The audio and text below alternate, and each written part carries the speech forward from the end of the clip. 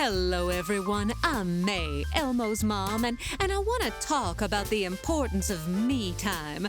Now, here to share more is clinical psychologist Sonali Gupta. Hello, Sonali. Now, we do so much to help keep our families running. How can we fit me time into our lives? Hi, May. It's natural to get overwhelmed or stressed by responsibilities of everyday life. A little me time can go a long way. Self-care can be as simple as going for a walk or even doing stretches at home. If you can, try and schedule in time for a meditation, for an exercise or yoga.